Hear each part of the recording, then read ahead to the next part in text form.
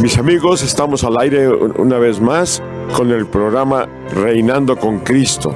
Escucha al doctor Gustavo Yaujer en Reinando con Cristo. Enseña, nos lleva la comunicación, la manera de... Jesús quiere que aprendas a amar y seas hijo de Dios. Es una afirmación llena de contenido espiritual. Enriquece tu alma y tu espíritu en Reinando con Cristo. Un reencuentro con jueves de 12 del día a 2 de la tarde. Unión con Jesús. Por Mundo Católico, construyendo la civilización del amor. Y entraremos en materia de los consuelos de nuestro Señor Jesucristo.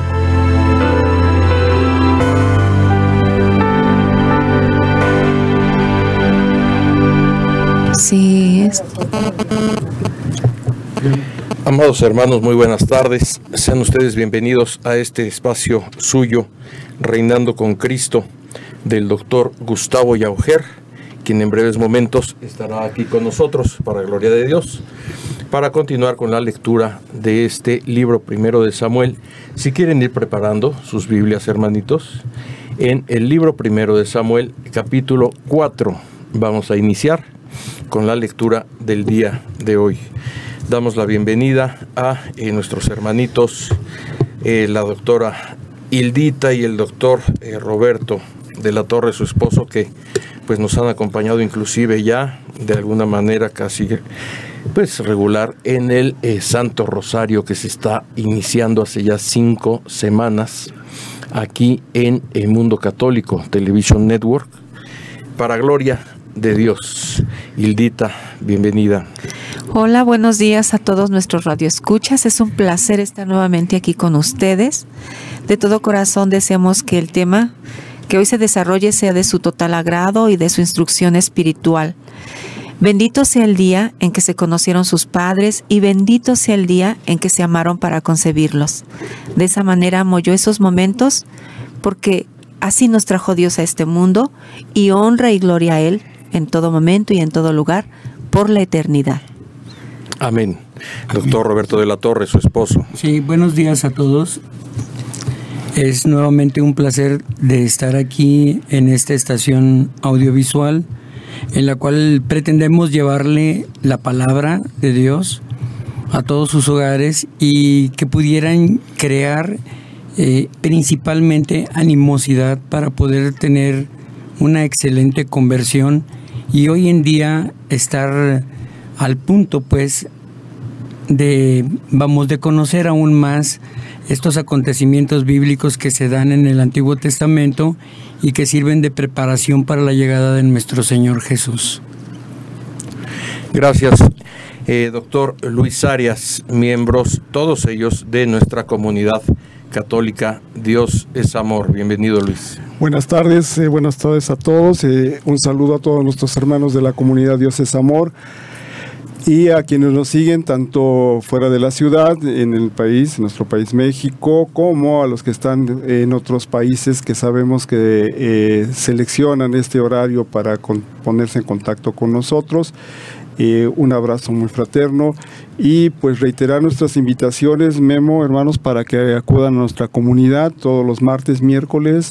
Tenemos asamblea, los jueves oración por enfermos, como es el día de hoy, y también adelantarme tal vez a nuestro retiro que tenemos en la siguiente semana, 22 y 23, el retiro mariano. Es uno de los retiros más bonitos que llevamos en la comunidad. El doctor Yaujer lo ha destacado, que el de Adviento y son, entre otros, los retiros más bellos que se preparan, y con muchas semanas de anticipación, preparándose en oración y haciendo algunas cosas como ayuno, obras de misericordia, para poder llegar a estos días de retiro, pues lo mejor posible para ofrecernos a la Santísima Virgen María. Hermanos, ténganlo presente, 22 y 23 de agosto, de las 10 de la mañana a las 6 de la tarde, ambos días.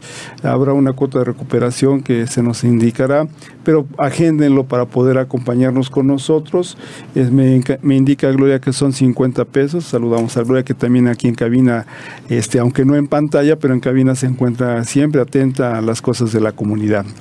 Un abrazo para todos y bueno, pues preparémonos para el tema, esperando que en breve llegue nuestro pastor, el doctor Gustavo Yauger.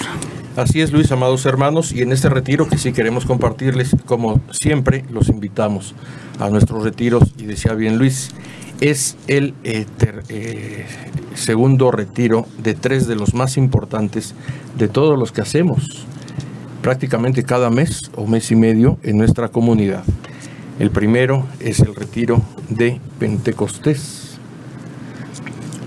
En importancia, el segundo es este retiro mariano en estas fechas, y nuestro retiro de Adviento. Son los 3 retiros más fuertes, el de primavera, en fin, a de jóvenes, hace 2 semanas que tuvimos, pero te esperamos ahí en nuestra comunidad de la calle de Himno Nacional 235, Colonia Santa María Ticomán. En la esquinita está el Hotel Ticomán, a un semáforo y medio de Avenida Politécnico. Si vienes de oriente a poniente, de la Basílica, vamos a decir, de Indios Verdes, hacia Politécnico, cruzas Politécnico y ahí a semáforo y medio te encontrarás esta calle de Himno Nacional, el Hotel Ticomán. A la derecha estamos a media callecita. Te esperamos este sábado y domingo 22 y 23 de agosto en este retiro mariano. El papel que ocupa, hermanitos, nuestra Santa Madre, la Virgen Santísima María, en estos tiempos contra el mal y para alabanza y gloria de su Hijo, nuestro Señor Jesucristo. De las cosas que yo descubrí en un momento tardío, a lo mejor de mi vida, que la Reina María Virgen manda en el cielo, y hay testimonios por ahí, pero bueno, intercesora hasta para los pecadores que nos sentíamos sin chance, diría el doctor Yauger, de entrar al cielo, de ser santos. Pues nuestra Madre intercesora, catequista de nuestro Señor Jesucristo, primer catequista, ¿verdad? Pues ahí los esperamos, hermanitos. Vamos a iniciar entonces, no sin antes dar la bienvenida y hacer invocación al divino y precioso Espíritu Santo. ¿Quién nos quisiera hacer esta invocación? Tú, Hildita. Sí, la hago yo. En el nombre del Padre, del Hijo y del Espíritu Santo. Amén. Amén. Ven, Espíritu Amén. Santo, llena los corazones de tus fieles y enciende en ellos el fuego de tu amor. Envía, Señor, tu Espíritu y todo será creado y renovarás la faz de la tierra.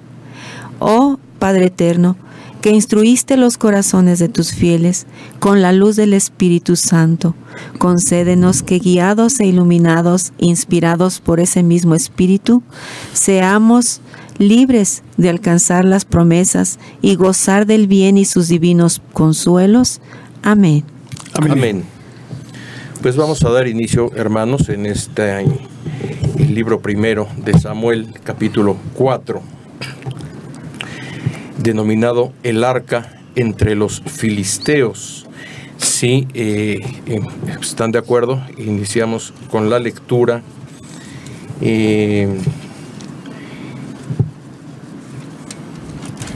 Iniciaríamos con los versículos del primero al 11, si les parece. Bueno, y sí. vamos avanzando de uno en uno, de dos en dos. Y dice, hermanitos, a la letra en esta Biblia de Jerusalén, libro primero de Samuel, capítulo 4, versículos 1-11. Salió Israel al encuentro de los filisteos para el combate y acamparon cerca de Eben Aeser, mientras que los filisteos habían acampado en Afec. Se pusieron los filisteos en orden de batalla contra Israel. Se libró un gran combate e Israel fue batido por los filisteos, que mataron en campo abierto cerca de 4,000 hombres. Volvió el pueblo al campamento y los ancianos de Israel dijeron: ¿por qué nos ha derrotado hoy Yahvé delante de los filisteos? Vamos a buscar en Silo el arca de la alianza de Yahvé, que venga en medio de nosotros y que nos salve del poder de nuestros enemigos. El pueblo envió a Silo y sacaron de allí el arca de Yahvé Sebaot, que está sobre los querubines. Estaban allí con el arca de la alianza de Dios los dos hijos de Elí, Jofni y Pinjas. Cuando el arca de la alianza de Yahvé llegó al campamento, todos los israelitas lanzaron un gran clamor que hizo retumbar las tierras. Los filisteos oyeron el estruendo del clamoreo y dijeron: ¿qué significa este gran clamor en el campamento de los hebreos? Y se enteraron de que el arca de Yahvé había llegado al campamento. Temieron entonces los filisteos, porque se decían: Dios ha venido al campamento, y exclamaron: ¡ay de nosotros! Nunca había sucedido tal cosa. ¡Ay de nosotros! ¿Quién nos librará de la mano de estos dioses poderosos? Estos son los dioses que castigaron a Egipto con toda clase de plagas en el desierto. Cobren ánimo y sean hombres, filisteos, para no tener que servir a los hebreos como ellos los han servido a ustedes. Sean hombres y peleen. Trabaron batalla los filisteos, Israel fue batido, y cada cual huyó a sus tiendas. La mortandad fue grande, cayendo de Israel 30,000 infantes. El arca de Dios fue capturada, y murieron Jofni y Pinjas, los dos hijos de Elí. Palabra de Dios. Te alabamos, Señor. Pues qué lectura tan fuerte esta narrativa de esta batalla que ya podemos concebir, hermanitos, como una batalla espiritual que se libra en el cielo, aunque aquí no se menciona directamente, porque sí se habla claramente, pues, de el arca de Yahvé Sebaot, Dios de poder, es lo que quiere decir, y cómo, de acuerdo, pues, al pensamiento humano de los hombres y a lo que esperan y esperamos el día de hoy también, pues, es que pretenden o esperan que se den estas cosas, ¿verdad? Cuando, pues, la concepción debe ser espiritual, resultara posiblemente sorpresiva lo que nos narra aquí la palabra de Dios, la Sagrada Escritura, pero decimos, como frecuentemente lo hacemos, ¿cómo hace Dios las cosas? ¿Cómo hace Dios las cosas? ¿Qué les parece? Te veo muy animosa, con mucho impulso. Yo quiero mencionar algo. Sí. Esta viene siendo una muy importante derrota para Israel, principalmente para Samuel, que recién habíamos hablado la semana pasada, que había escuchado la palabra del Señor. Mas, sin embargo, el pueblo de Israel estaba acechado por los filisteos. Realmente, es una derrota muy importante que para nosotros viene a darnos un mensaje, como tú lo mencionabas, simbólico, un mensaje espiritual, al fin de lo que ya comentaste, ¿no? De que estos filisteos se apoderan obviamente del arca de la alianza, y obviamente es algo que para nosotros es muy importante. Es la representación obviamente de Dios nuestro Señor. Se atreven pues el mismo pueblo de Israel a llevarla para pues principalmente tener una defensa quizá terrenal, ¿sí? Así como lo había hecho en el pasado, en los tiempos en el desierto, quizá, o en el tiempo de Egipto, pues, en donde se habían llevado algunas consecuencias graves cuando todavía Israel había esclavitud.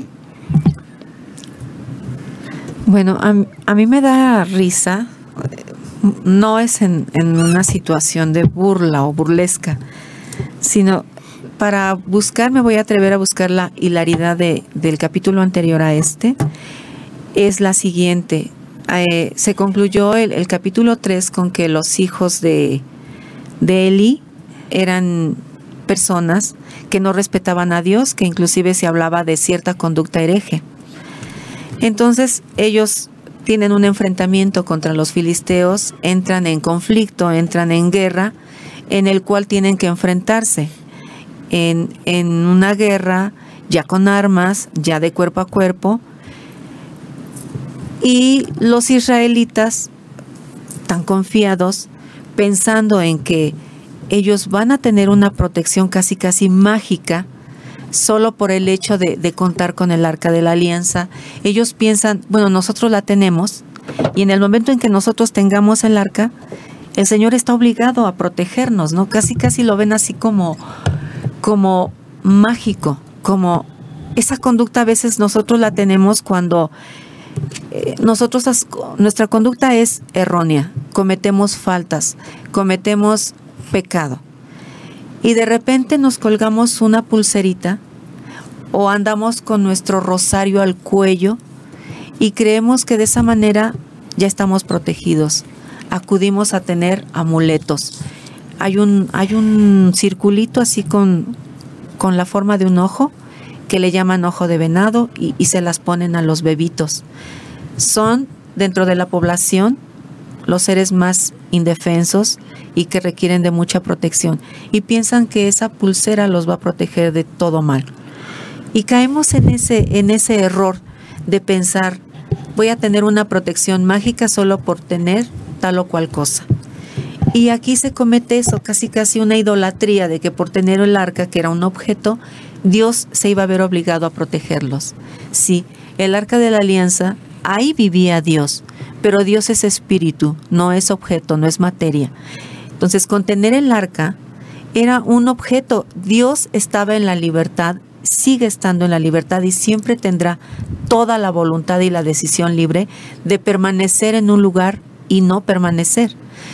Israel sí, ciertamente es su pueblo escogido, pero debido a la conducta que habían estado teniendo, sobre todo los hijos del sacerdote que era Elí, entonces ellos tenían negado el favor de Dios. Y no lo iban a obligar con el simple hecho de traer el arca, donde él habitaba, para precisamente estar en contacto con su pueblo. En el momento en que ellos deciden tener una conducta errónea, falsa, de impies, en ese momento nuestro Señor no está ahí con ellos, no está ahí con ellos. La casa, el arca permanece, porque es materia, pero el Señor no está presente. Así de sencillo se los demuestra, pues su derrota es totalmente clara, muere mucha gente, y ellos quedan ciertos en que el Señor no estaba con ellos. Qué lástima que hubieran tenido que experimentarlo de una manera tan dolorosa, tan sangrienta, porque hasta aquí vemos que niños tuvieron que morir, para que vean que el Señor habla en serio. Estás conmigo, yo estoy contigo. Si tú me dices, Señor, Señor, en las buenas y en las malas, yo te reconoceré en las buenas y en las malas.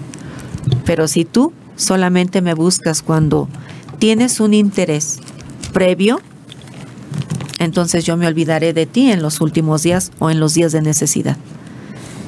Porque ¿de quién nos hacemos acompañar? ¿Cuál es nuestra conducta frente a tantas situaciones que vivimos en este momento?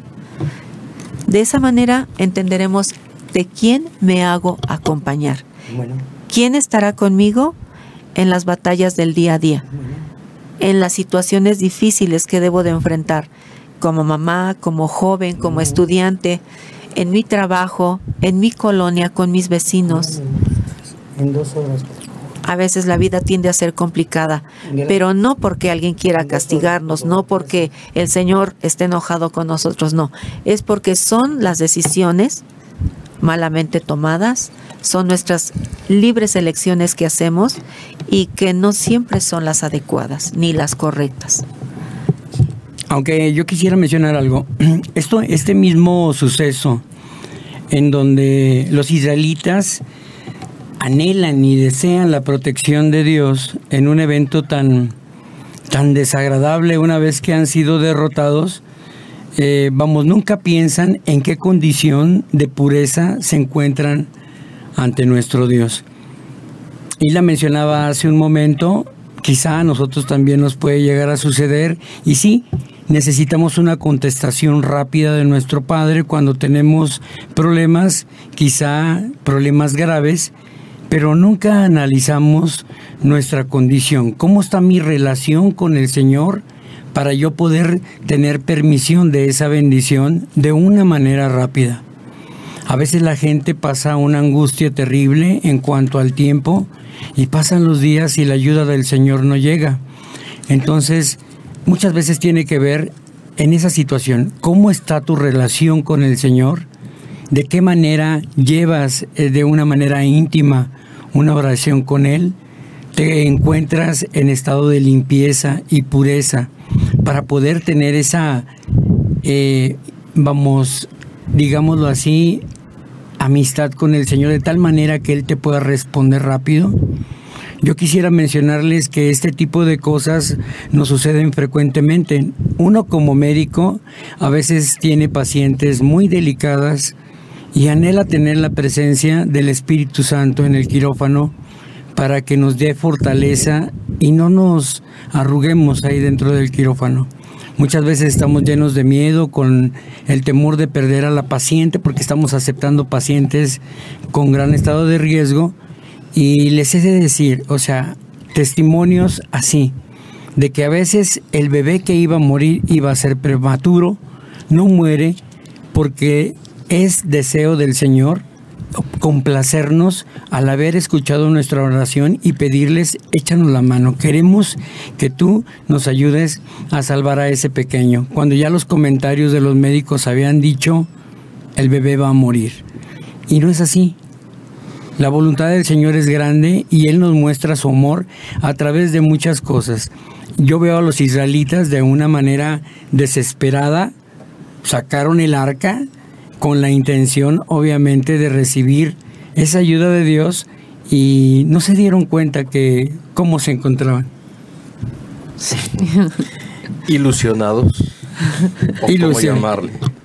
No, con mucho miedo, porque los filisteos obviamente eran guerreros grandes, mas sin embargo próximamente vamos a ver cómo los filisteos han cometido un grave error. Así es. Hacer una cita en el versículo 3, hermanitos, que dice, volvió el pueblo al campamento y los ancianos de Israel dijeron, ¿por qué nos ha derrotado hoy Yahvé delante de los filisteos? Vamos a buscar en Silo el arca de la alianza. Están hablando los ancianos, se supone madurez de edad en adultos mayores. Aún ahí vemos que puede privar de esto que ya nos compartía la doctora Eldita Roberto, el apegarnos a un objeto por sí solo. Nos tocaba la semana pasada un hermanito en nuestra comunidad con situaciones ya de esquizofrenia, y traía una serie de objetos, como 10 objetos religiosos o más, un rosario, pulserita de San Judas Tadeo, escapulario, rosario de pulsera, bueno, bastantes objetos. Y le empezamos a preguntar, a platicar con él, y nos empieza a dar una narrativa de todo el poder del Señor, nuestro Señor Jesucristo, y lo que Él puede hacer, y que con su hermana y no sé qué. Pero mi pregunta fue, hermanito, eso ya lo sabemos del Señor Jesucristo. Te estamos preguntando por ti, qué es lo que te pasa, cuál es tu problema. Empezó a manifestar el hermanito y a sacar lo que tenía que sacar, que no era de Dios, que estaba en él, con esa cantidad de objetos religiosos colgados, puestos. A él lo veíamos en una religiosidad, ya hemos manejado el término frecuentemente para todos ustedes, y que los objetos sacramentales no es que estén de más, tienen la bendición y hasta exorcizadora en un momento dado, pero si nuestro corazón no está lleno, no habita el Señor Jesucristo, de bien poco vale contra las potestades malignas, obscuras, sin entrar en detalles. Entonces es aquí lo que pasó. ¿Por qué causa? Que aún habiendo ido a Silo por esta arca de Yahvé, en palabra de los ancianos de Israel, hermanos, pues no vamos a decir que no fue suficiente, simplemente no obtuvieron el resultado esperado en esta batalla, después de haber sido derrotados una primera vez. Hay que tener al Señor Jesucristo en nuestros corazones. Luis. Pues realmente yo no sé en qué contexto se da esta batalla, pero de lo que leo entiendo que los filisteos avanzaban y invadían, y entonces los israelitas pues se prepararon para defenderse. Quisiera pensar que ese era el contexto en el que nos está narrando este cuarto capítulo, ¿no? Y entonces este enfrentamiento trae en principio la muerte de 4,000 hombres. Entonces es cuando reaccionan los ancianos y dicen, pues ¿por qué? ¿Qué está pasando? Yahvé no está con nosotros. Pues vamos a traer el arca para que esto de alguna forma fortalezca en nuestros hombres este espíritu de combate y podamos enfrentar posteriormente y logremos vencer. Pero yo creo que es aquí donde cabe el error. No sé si el hecho de que hayan los ancianos decidido ir por el arca y llevarla al campamento, o sea, trasladarla del templo de Silo y llevarla al campamento, desata en los filisteos una respuesta presuponiendo que los dioses de los hebreos, como lo decían, que las plagas que llegaron a Egipto pudieran atacarlos y destruirlos. Entonces yo no sé si el hecho de que hayan tomado esa decisión, que creo que se me hace equivocada, de llevar el arca al campamento, desate un poco el valor de los filisteos para contundentemente acabar a los israelitas y después capturar el arca con la idea de que esos dioses de los hebreos que castigaron a los egipcios con las plagas, con las plagas, no les sucediera lo mismo. Entonces, creo que ahí pudiera ser un error de combate. Independientemente de lo que se ha mencionado previamente, de depositar en el Señor de esta manera la confianza, sin haber pensado en que no se prepararon para la pelea, como lo decíamos hace rato, ¿no? El doctor Yauge nos ha externado que para nuestros retiros él se pasa días, semanas en oración para que, llegado el momento, pues lo más cercano al Señor posible refleje lo que Él le manda. Entonces, probablemente los israelitas, esta batalla, el Señor por alguna razón le permite el que haya perdido en principio 4,000 hombres y después narra 3,000 niños, con un propósito. Tal vez el propósito el que valoraran un tanto lo cercano o lejano que estaban del Señor, ¿no? Esa es mi lectura a lo que hemos leído en este momento. Pues sí, apegado precisamente, decíamos, al razonamiento humano, pues les removió la conciencia, o como se dice por ahí en cuestiones de combate, el amor propio, y les salió peor. Sí. Con todo y el arca de Yahvé Sebaot, no como un objeto. Nosotros hemos compartido, hermanitos, en nuestra comunidad, tenemos el arca, ¿sí? Una réplica de esta arca de la alianza, de una fabricación majestuosa, muy bella, muy bonita, muy bien hecha, en las medidas indicadas en la palabra de Dios, y la veneramos, la alabamos. Están las réplicas de las tablas de la ley dentro de ella, ahí las tenemos, ¿verdad? Pero es esa veneración en cada quien. No como grupo o como comunidad podemos dar por descontado, ya está muy bien nuestra comunidad. Sí, pero el error en el que recaen aquí, ¿no? El error que tienen aquí los israelitas es no consultaron, o sea, no se nos narra que hicieron una consulta, no hicieron una preparación, simplemente tomaron una decisión equivocada de sacar del templo el arca, ¿no? O sea, yo creo que es un error muy importante, porque además de que la sacan, la exponen y se las roban. Sí. ¿No? O sea, la retiran de los israelitas. Eso es un error humano muy fuerte que después el Señor los castiga, ¿no? En ese aspecto. No sé si la palabra correcta sea castiga, pero bueno, el Señor actúa divinamente, como lo vamos a ver posteriormente, del error humano que tuvieron, que como lo decía la lectura, pues los ancianos en principio, pero sin consultarle al Señor, y para eso pues estaba Elí, ¿no? Por su cuenta. Y nos ha pasado también, hermanitos, hemos acudido a lugares, se solicita oración, cosas que pasan en tal o cual lugar, y las personas nos dicen, échale agua bendita, échale aceite. Casi nos traemos el aspersor, ¿verdad? En vez de la botellita, el aspersor. No es esa la forma, hermanos, espiritual. Y sí, lo que yo iba a mencionar aquí, cuando oyen ese clamoreo, dice aquí la palabra de Dios textual, vamos a imaginar, pues los filisteos reaccionaron y pues más bien les sirvió de estímulo, ¿verdad? Para perder contra ellos, pero pues bastantes cosas que podemos mencionar aquí. Aunque sí crearon, animosidad en los israelitas, el hecho de ver la presencia de nuestro Señor en ese campamento generó el clamor hasta retumbar la tierra. Le llama la atención a los filisteos y obviamente ellos recuerdan lo que sucedió en Egipto y tienen temor. Dice, ¿qué nos va a pasar a nosotros ahora, no? Si ya la presencia del Señor está ahí. Mas, sin embargo, eso los motiva aún más a ellos, un doble error en la cual los filisteos se llenan de poder y desean conquistar no nada más la derrota de Israel, sino también llevarse la presencia del Señor a sus hogares. Así es. Pues vamos avanzando. ¿Qué versículo les parece? Retomaríamos para ir avanzando. El 8. A partir del 8, así es, después de que habla de que temieron entonces los filisteos.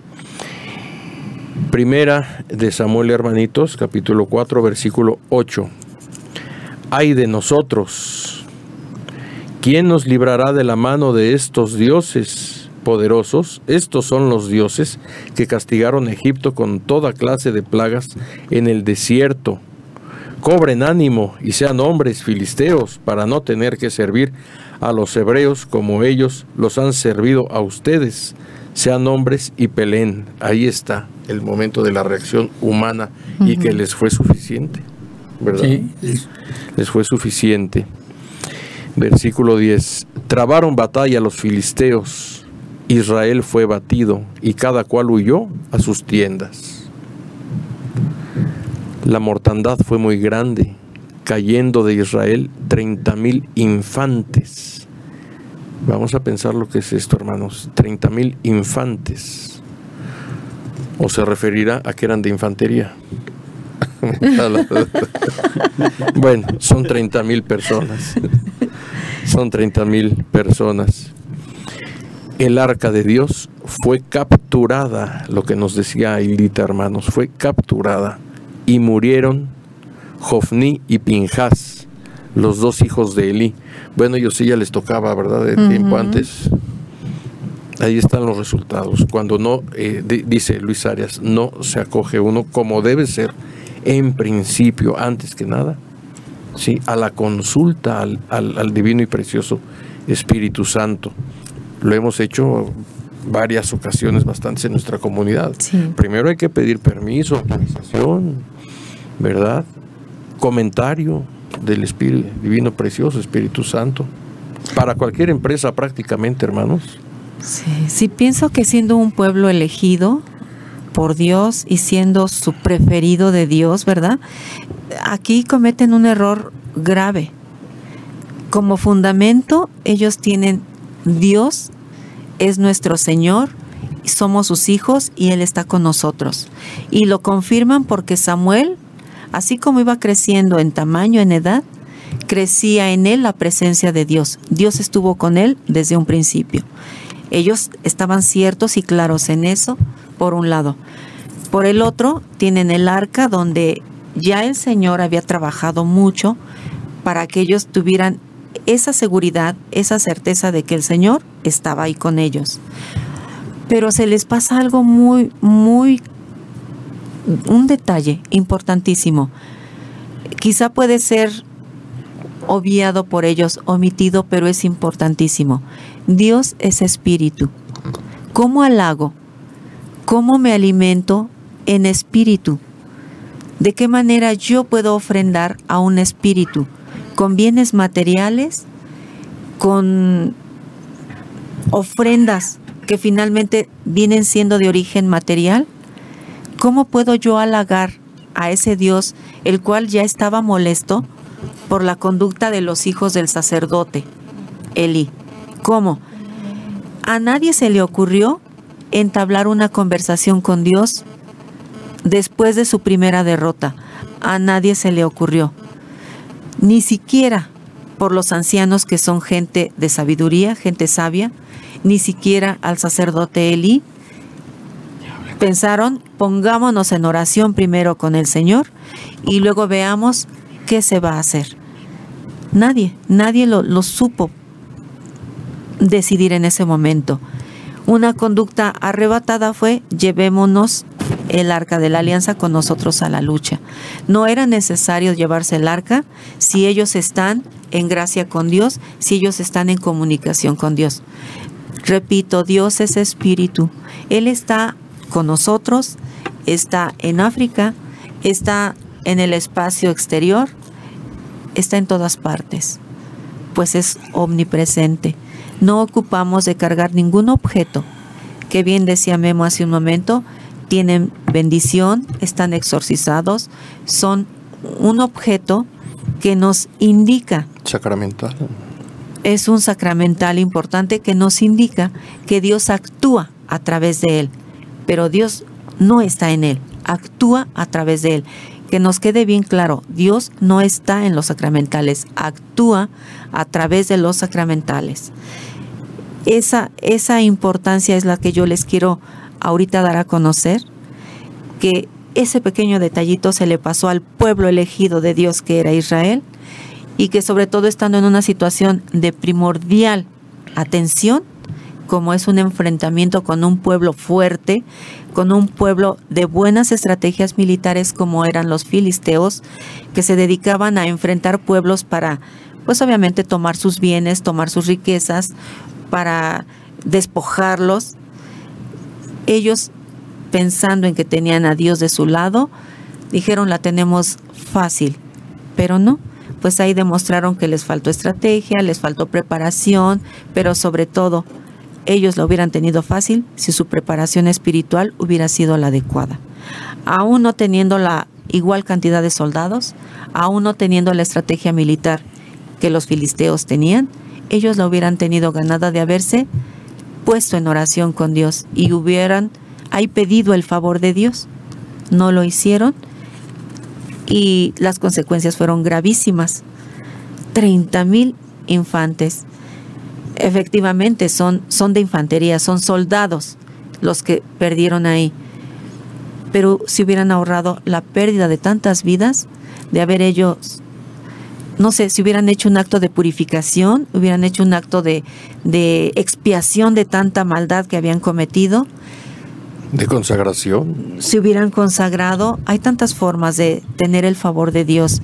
Pero sí, quitémonos la idea de que por los objetos, los sacramentales, Dios, como si fuera nuestro empleado, va a actuar en donde nosotros queremos o está haciendo falta que Él esté presente, que actúe. No, nosotros tenemos el arma de la oración y solamente así podemos lograr cosas con el Señor. Así es. Antes del comentario de Luis, precisamente a palabras de Hildita, y así reza o versa el ritual de la bendición exorcizadora, hermanitos, en parte, no lo recuerdo todo, y saludo al padre Abundio Camacho, aprovecho para hacerlo, un sacerdote ya adulto mayor, en alguna ocasión que me bendijo un Cristo, como aquí en el templo de San Rafael, Arcángel y San Benito Abad, en la colonia de San Rafael, que dicen que todo el que se acoja a este objeto religioso para alabanza del Señor Jesucristo. Reciba el beneficio. Palabras más menos recuerdo. No habla del objeto, habla de la veneración y de la alabanza al Señor Jesucristo, ¿verdad? No al objeto, que este objeto sea vehículo, así se menciona, más o menos, para pues lo que uno pide, lo que uno busca, lo que uno necesita. Luis. Vino a mi memoria, después de la lectura de estos versículos, aquel capítulo en donde Salomón, que sedujo a la esposa de aquel general, si no me recuerdo, Urías, y que quedó embarazada. Salomón fue David. ¿El rey David? El rey David, Ajá, perdón, sí. El rey David, gracias. Sí. Queda embarazada esta mujer y humanamente David lo que hace es mandar traer al general del campo de batalla de la guerra para que esté con su esposa y pues su esposa trate de seducirlo, y el general le dice: no, estoy en guerra, entonces debo de estar en abstinencia, estoy dedicado al Señor y estoy luchando por Él y por lo tanto me tengo que guardar. Así es. Es una postura muy importante y la traigo a colación con respecto a lo que estamos leyendo. ¿Qué tan preparado estaba el ejército israelí en ese entonces, no? O sea, ¿qué tan cerca del Señor se encontraba? Y trayendo este comentario a la actualidad, hermano, es precisamente, aunque la misericordia del Señor se desparrama y se derrama por todos lados, perdón, la palabra correcta es derrama, y muchos nos acogemos a esa misericordia, pero ¿qué tan cerca nosotros estamos de Él? O sea, ¿qué tanto estoy limpiando mi alma? ¿Qué tan frecuente estoy orando, confesando, comulgando? ¿Qué tan preparado estoy en este momento para que cualquier situación que se presentara la pueda enfrentar con valor, con fuerza y con entereza? Yo creo que estos ejemplos que estamos leyendo pues son circunstancias que los hombres viven a través del tiempo y que pues nos lo ponen como un ejemplo precisamente para poder llamar nuestra atención y decir, ¿cuándo sales a la batalla tú? Entonces, ¿qué tan preparados estamos para ello? Pues es una invitación, hermanos, de estos diversos pasajes, inclusive del general Urías, el estar fuertemente preparados ante las adversidades o las tentaciones, ¿no? Eso.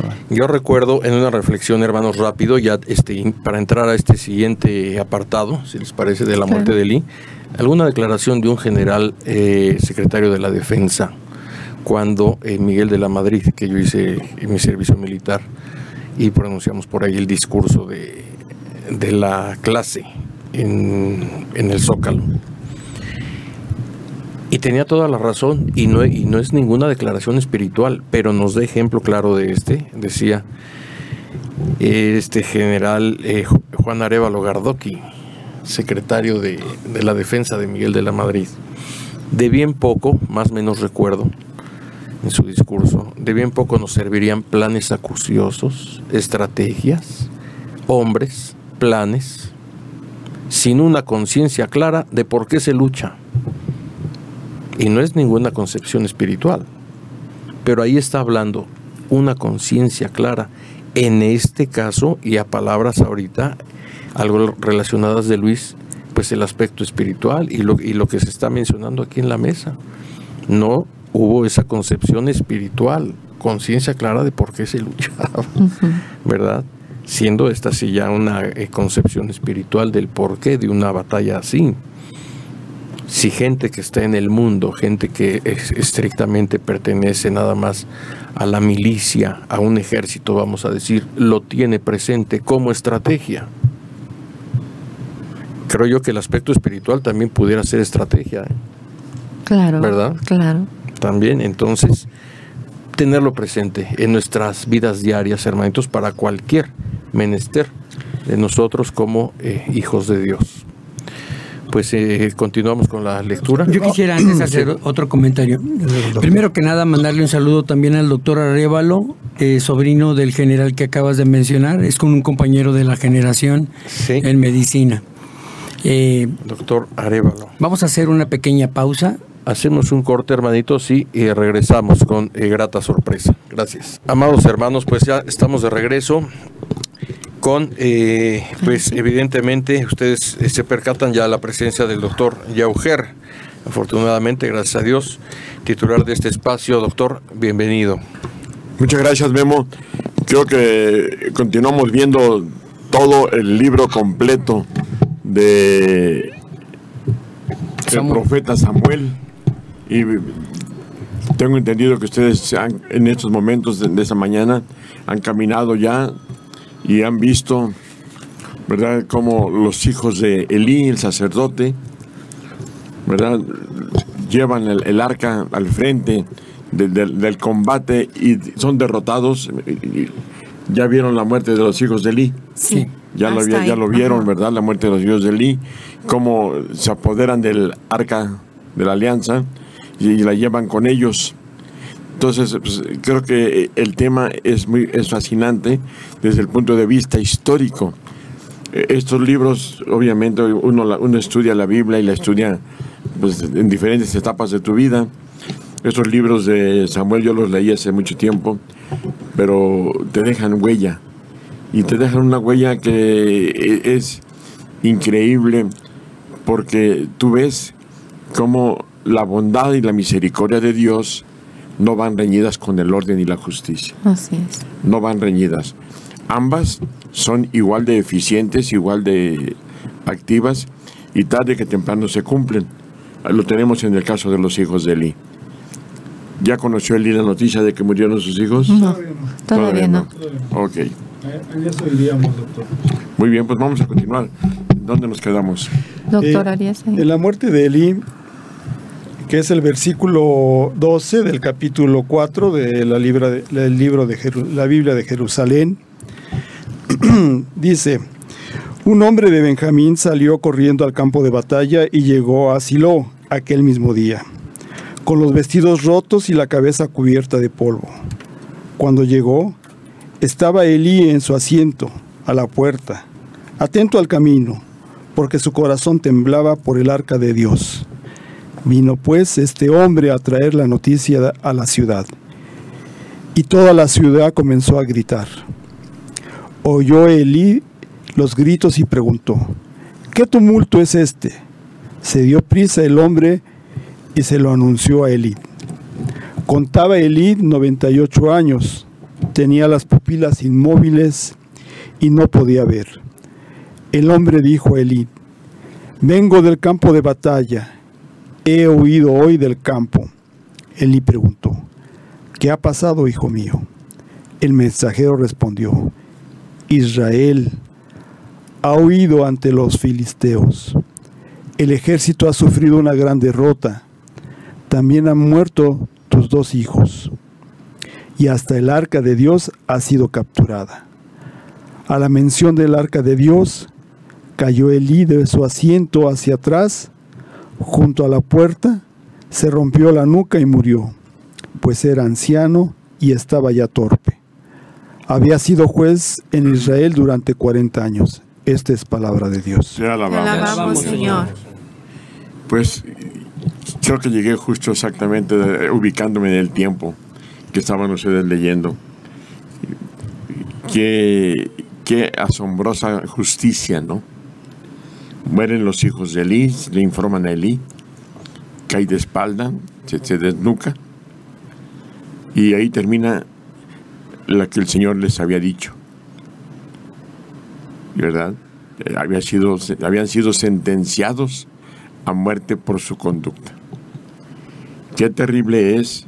Y esto en las épocas de Jesucristo en el Nuevo Testamento no es fácil encontrar citas de ese tamaño, de ese vigor. Esa cita para mí pesa mucho. Y pesa mucho porque el Señor sentenció y lo cumplió. Y en sentido de justicia, no en sentido de magnanimidad ni de bondad, sino en sentido de justicia lo cumplió. Entonces, cuidado cuando el Señor ejercita la justicia. Cuidado para cualquiera de nosotros. La justicia de Dios hay que temerle. Hay que temerle porque es implacable. El mismo día murió los hijos de Elí y Elí. Por todo lo que hemos venido diciendo, ahí ya no hubo misericordia. Ay, ya murieron tus hijos, ahora te perdono, yo te descuido. Ya eres un anciano de 98 años. Yo voy a, en este momento, pues a cuidar de tu vejez, a cuidar de tu ancianidad, ¿no? No. Ese mismo día se deshizo de los tres. Porque la palabra se deshizo de ellos. Así es. Sí. Así es. Él sentencia claramente, ¿no, doctor? Cuando dice, por esto juro que la familia de Elí no podrá borrar jamás su falta, ni con sacrificios, ni con ofrendas. Es tajante el Señor. Es tajante el Señor. Ahora, la pregunta es, ¿cuáles son esas faltas que llegamos a cometer que no tienen justicia? Ahora leemos en el Nuevo Testamento, leemos claramente que los pecados contra el Espíritu Santo no se perdonan. Aunque no hemos leído sentencias de este tipo, tan severas, tan fuertes. Los pecados contra el Espíritu Santo no tienen perdón. Pero, ¿de qué manera podemos quitarnos la culpa? Si hay ciertos pecados que no tienen perdón y la justicia del Señor es implacable, ¿cómo podemos quitarnos la culpa? En el caso de la familia de Elí concretamente, ¿pudieron quitarse la culpa ellos alguna vez? Sí hubieran podido, si hubieran rectificado. Aquí sigue siendo lo mismo. La misericordia también está presente, pero hay que hacer uso de ella. La misericordia es fundamental, es básica, pero tienes que arrepentirte. Tienes que cambiar tu manera de ser. Tienes que, al arrepentirte, pedir perdón. Tienes que entender que te equivocaste rotundamente y que tu vida tendrá que ser un dechado de bondad, de méritos, de cualidades, de cosas bonitas. Sí poder cambiar, yo creo, las sentencias tan tajantes que el Señor emite, como en el caso de la familia de Elí y de Elí. Sí podemos cambiarlas, pero recordemos, no siempre queremos ni estamos dispuestos. Creemos que nunca el mundo hará justicia en nosotros, más cuando estamos viviendo de una manera desenfrenada y nos gusta cómo vivimos. Hay gente que le gusta cómo vive y vive de maneras desenfrenadas, de maneras absurdas. Cree que llegado el momento la gente no es capaz de sustraerse de sus faltas, vuelve a recaer en ellas. Eso es cuando yo creo que para el Señor es como una burla pedir perdón y regresar a hacer lo mismo. Así Cuidado, es. eso es una burla. Así es. Y ahí es donde yo veo la justicia y la mano de Dios severas, firmes, tajantes y determinantes. Así es. Pues otro principio es la iniquidad, ¿no, doctor? En donde también no es grato al Señor, y esto que está diciendo usted de las reiteradas acciones de pecado, que aún sabiendo que no son gratos al Señor, uno reincide en ese tipo de acciones y también cae uno en iniquidad, y la iniquidad también no es grata al Señor. Lamentablemente tenemos este ejemplo que nos pega recio. Y nos pega recio porque en este momento este mundo está viviendo condiciones así, como las de Elí y su familia. Hay muchísima gente en este mundo, en este momento, viviendo bajo esas condiciones, bajo esas circunstancias. Y que viene la justicia de Dios. Es implacable la justicia de Dios. Cuando vengan los temblores, cuando vengan los maremotos, cuando vengan todas estas cosas, muchísima gente morirá y no tendrá oportunidad de justicia, de reconciliación. No tendrá oportunidad de nada, simplemente morirá. ¿cómo nos va a encontrar en ese momento, esas circunstancias? Del lado del Señor, ya reconciliados con Dios. Ahora, todos los que van a morir son realmente gente fuera del orden. Llegado ese momento al que estamos acercándonos. No, no todos son fuera del orden. Todos estarán fuera del orden. Los que estarán en el orden sobrevivirán. Porque hay una frase que dice, ¿verdad?, que en la época de la tribulación habrá un tiempo en que el Señor permita que las fuerzas del anticristo puedan con las fuerzas de Dios. Así es. Ayer se hacía hincapié mucho en la fortaleza que debemos de tener y el de perseverar, el de tener un buen entendimiento de la palabra de Dios. Bien sabemos que no es un juego y que debemos de mantenernos en un estado de limpieza total, porque cada día obviamente estamos viendo a nuestro alrededor mucha acechanza, estamos viendo que hay tentación y que debemos de tener esa fortaleza para poderla superar en cada momento.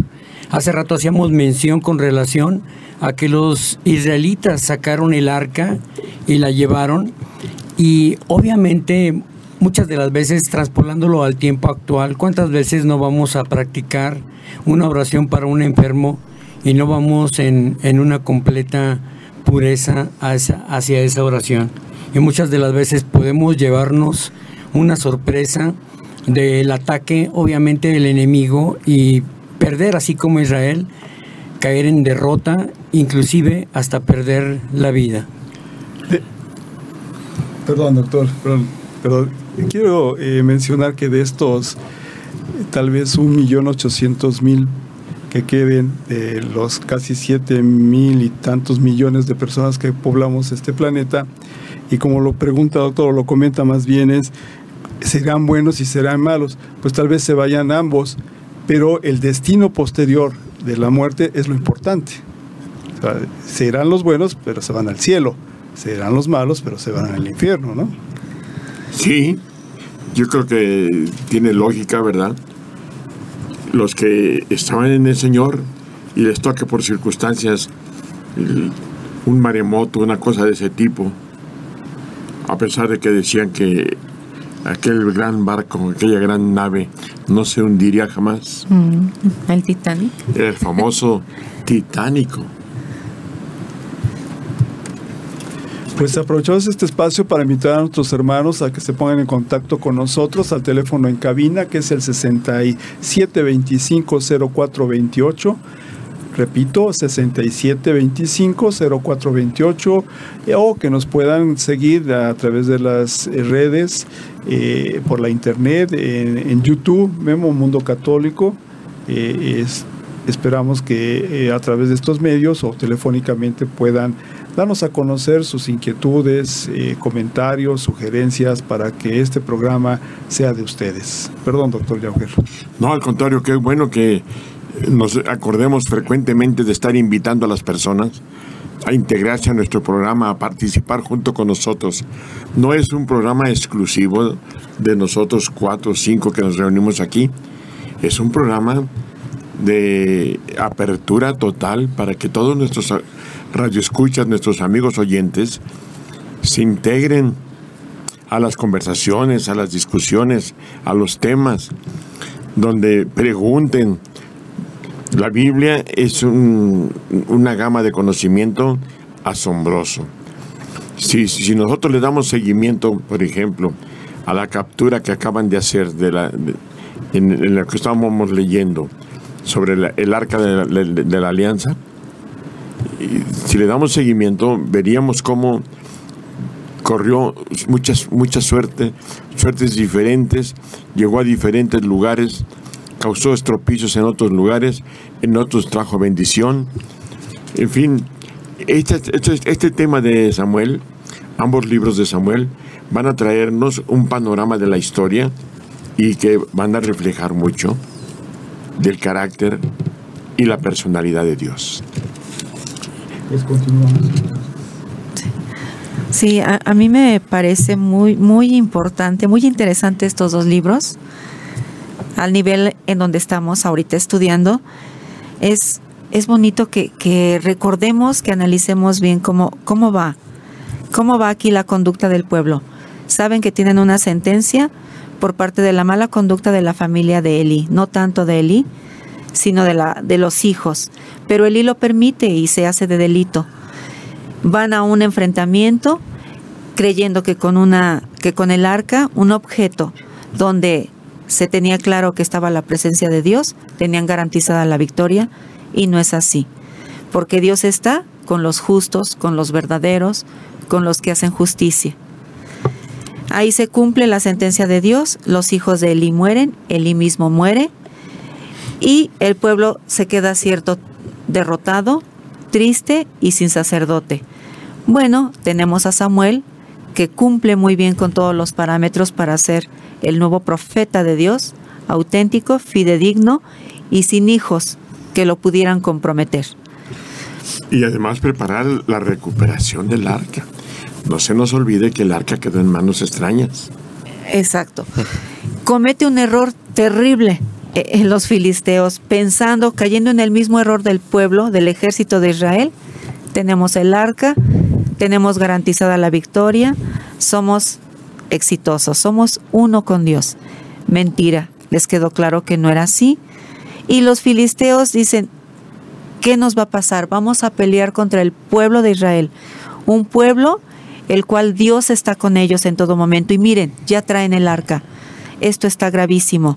Estaban temblando de miedo porque veían el arca presente, pero tuvieron la victoria.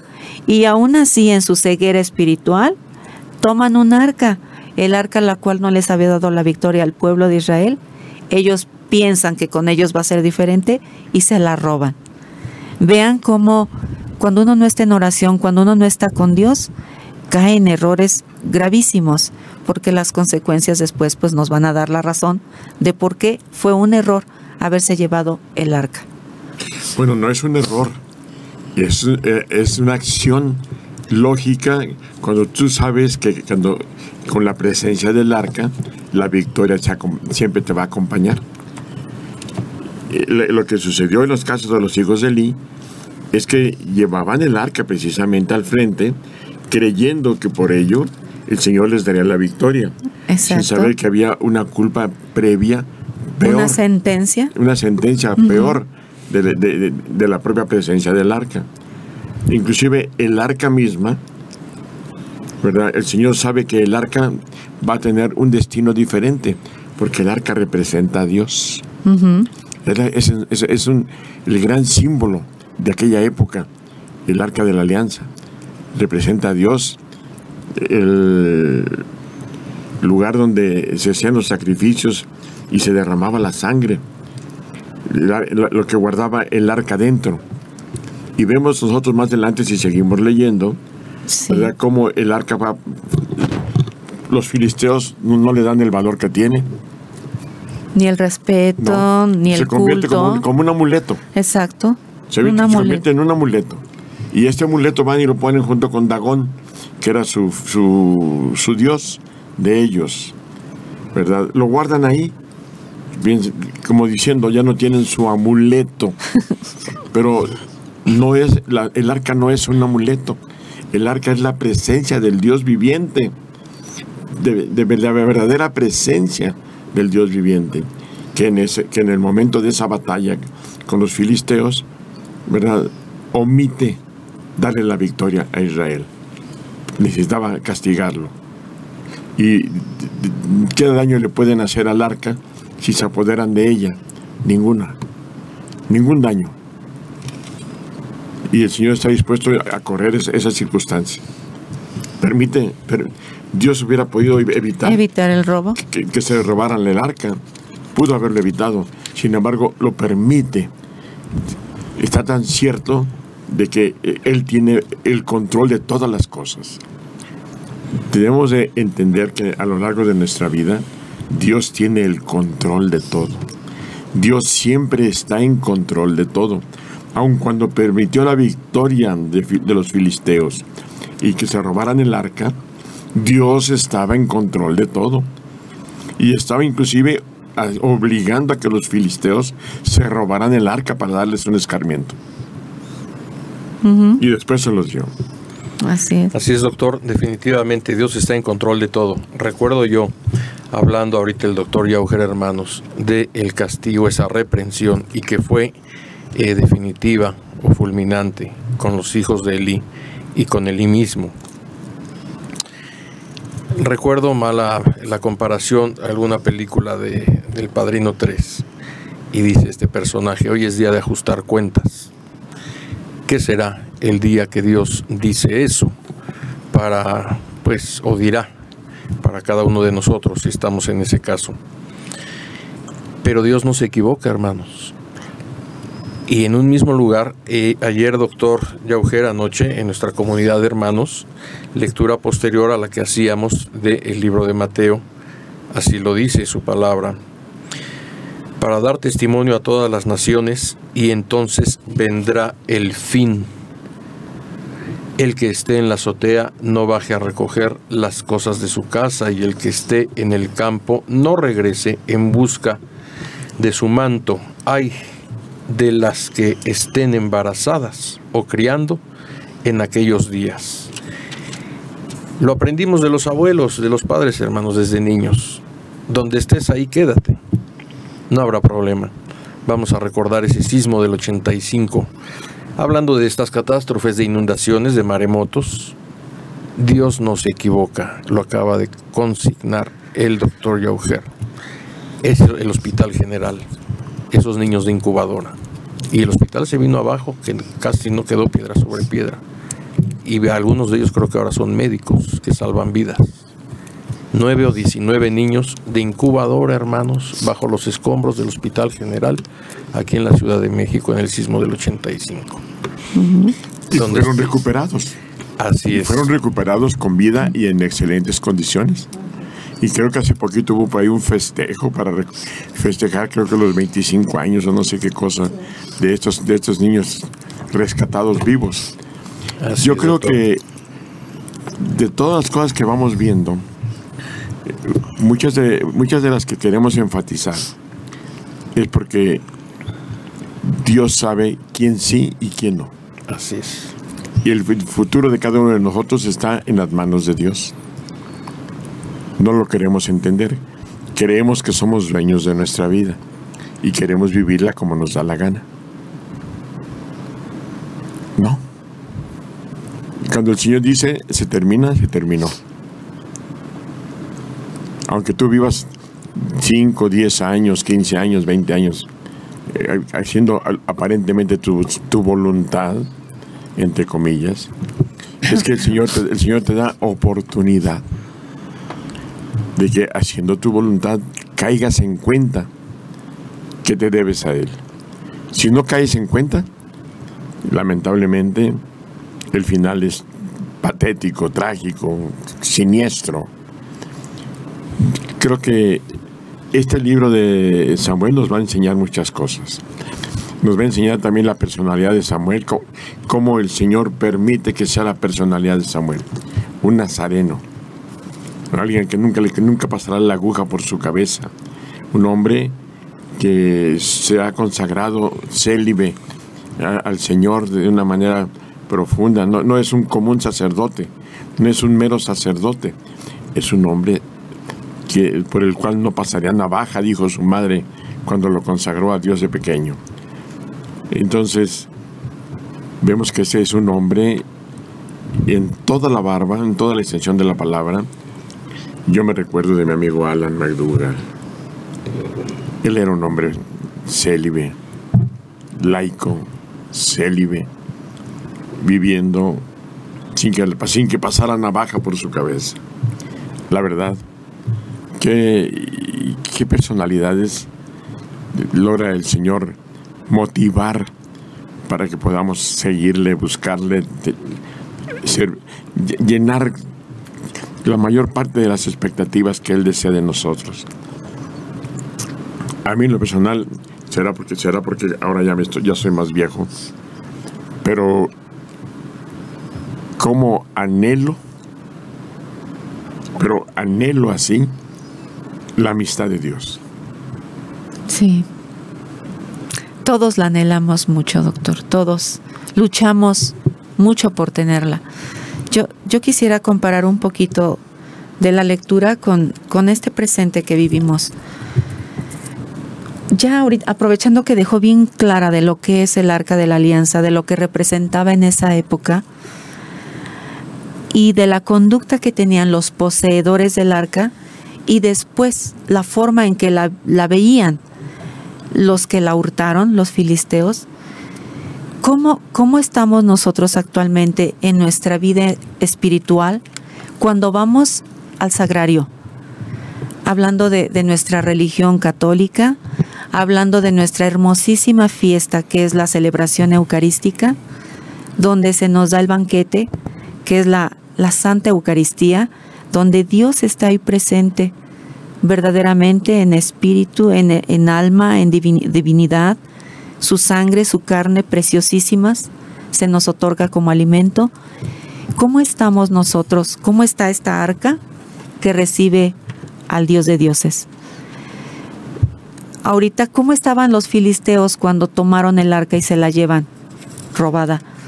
Así nos convertimos nosotros en ladrones de Dios cuando la tomamos y no estamos bien preparados para recibirla.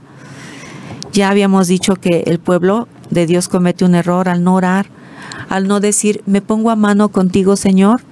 Sé que hemos cometido faltas graves, que tú nos tienes sentenciados a muerte, pero había forma de desencadenar la misericordia de Dios para mí, porque Dios es un Dios de misericordia, de perdón, de amor. Existe el medio y la forma. ¿Quiero hacerlo? ¿Acaso estoy dispuesto a dar esa autenticidad y esa verdadera conversión a la que estoy llamado para ser un arca digna de tener a Dios, y que mi conducta sea la adecuada para continuar teniéndolo, para poseerlo eternamente? ¿Cuántas veces me he levantado a comulgar y estoy en gracia o estoy cometiendo un sacrilegio? Es de verdad algo, lo podemos ver muy simple. ¿Quién es tal o cual persona para decirme si puedo o no comulgar? Mas, sin embargo, existen reglas bien claras y que debemos de conocer. Debo de confesarme, debo de confesar todo, hasta el más pequeño, hasta el más insignificante de los pecados que yo crea que es, y de esa manera verdaderamente estaré preparado para recibir a mi Señor. Y si no lo estoy, una falta gravísima, gravísima de tener a Dios cuando no estás en esa pureza. De las cosas graves, ¿verdad? Realmente los filisteos no robaron el arca. Fue una conquista de guerra. No la robaron, la conquistaron. Al derrotar a Israel, se llevaron el arca, se apoderaron de ella. Su botín. Era parte de su botín. Era una parte del botín que al derrotar, antiguamente se utilizaba que el vencedor se llevaba el botín, se llevaba los bienes del otro, ¿verdad? Lo vemos a lo largo de toda la historia de la Biblia, que frecuentemente sucedía eso con Israel. Lo vemos en el rescate de Abraham, cuando rescata a Lot. Entonces encontramos nosotros que la victoria de los filisteos es relativa. Es una victoria permitida por Dios para castigar a un pueblo. Sí. Los filisteos no derrotaron a Israel. Los filisteos fueron derrotados por el propio Dios, que permitió que ganaran los filisteos. Sí, para sancionarlos, para castigarlos, para cumplir una sentencia sobre alguien. Entonces, es una aparente conquista. La prueba está que llegó un momento, si seguimos leyendo, que ya no hallaban qué hacer con el arca. Los filisteos, aguas, esto es de Israel, esto no es de nosotros, esto es terrible, lo tenemos aquí, parece que trajimos la maldición. Ellos no hayan cómo deshacerse del arca de la alianza de los filisteos. Llegó un momento en que el propio Dios solito, sin necesidad de ayuda de ejércitos ni de nadie, solito, propició el deseo de los filisteos de regresar el arca, de entregarla a sus verdaderos dueños. Entonces simplemente se echó unas vacaciones el Señor por ahí. Sí. Esto es lo bonito de lo que estamos hablando, ¿no? Sin embargo, los filisteos se tardaron mucho tiempo, doctor. O sea, fueron muchos meses con los que se quedaron. Estuvieron tratando de repartir el arca en sus comunidades porque ya no la querían. Y finalmente también ellos se pusieron de acuerdo y la regresaron con todo y ofrenda para agradar a Dios y para que ya les dejara de seguir lastimando a su pueblo. Sí, no les dijeron, ahí te van por el tiempo que nos la prestaste, te pagamos por ello, ¿no? Así fue. Te pagamos por ello y ahí te la regresamos. Sin embargo, vemos que el arca conserva sus privilegios y sus principios clásicos al regreso de ella. Eso nos falta seguirlo leyendo todavía no hemos llegado ahí, ya vamos adelantándonos, pero sí es importante que entendamos esto. A Dios nadie lo derrota. Yo no sé si los filisteos sabían o tenían bien cierto que en qué condiciones fue elaborada el arca y bajo qué preceptos fue elaborada. Si era exclusiva del pueblo de Israel, si realmente estaba ahí el Señor, si esa arca podía ser sustraída y tener la misma bendición. Yo desconozco cuál haya sido el pensamiento de los filisteos al llevársela. No, lo consideraban simplemente un amuleto. Sí. Y decían, llegan con él y saben que eso trae sus victorias. Y representa a su Dios. Representa a su Dios, no. Es Dios mismo. Es Dios mismo el arca. Es la presencia de Dios. Si recordamos el libro del Éxodo, en la historia de la creación, ¿verdad? El arca de la alianza, del tabernáculo. Si recordamos todo esto, vemos inclusive de qué tipo de madera está hecha el arca de la alianza. Madera de acacia. Especial, todas las indicaciones. ¿verdad? Forrada con oro por dentro y por fuera. Con una serie de circunstancias de extraordinario valor. Y la parte exterior con 2 arcángeles custodiando, ¿verdad? Aquella figura en la cual se vaciaba la sangre en el sacrificio anual. Entonces nadie tenía por qué estar enterado de cuál era el motivo ni la razón del arca, ni cómo fue hecha, ni lo que representaba, y si tenía algún simbolismo. El único que realmente lo supo a fondo, claramente bien, fue Moisés. A él le fue dado las indicaciones. Los demás solamente el Señor desarrolló. Cuando nosotros vemos las instrucciones en el libro del Éxodo para crear el arca de la alianza, vemos cómo, y para crear el propio tabernáculo inclusive, ¿verdad? Vemos cómo el Señor desarrolla aptitudes en los orfebres, en los que van a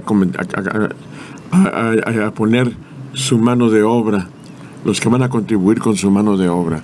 Vemos cómo el Señor, allí no había expertos en nada.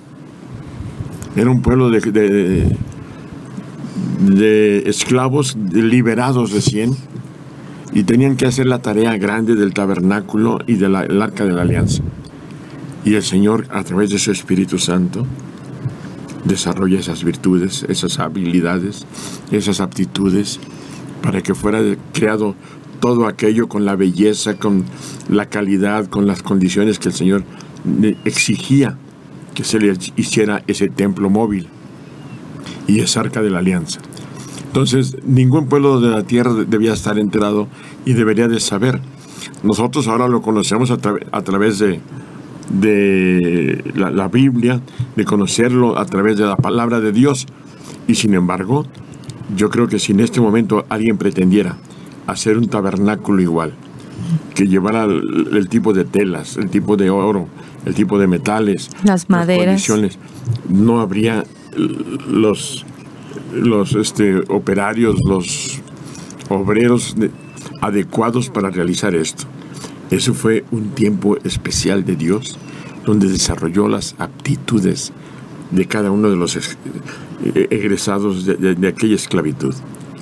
Eran más de 1 millón de seres humanos varones que salían de Egipto y que cada uno de ellos presentó una cualidad y una aptitud específicamente para seguir las instrucciones de Dios, para realizar lo que tenían que realizar. Entonces es imposible que otro pueblo de la tierra pudiera conocer esto, y aunque lo conociera no lo podría hacer. Es obra del Espíritu Santo.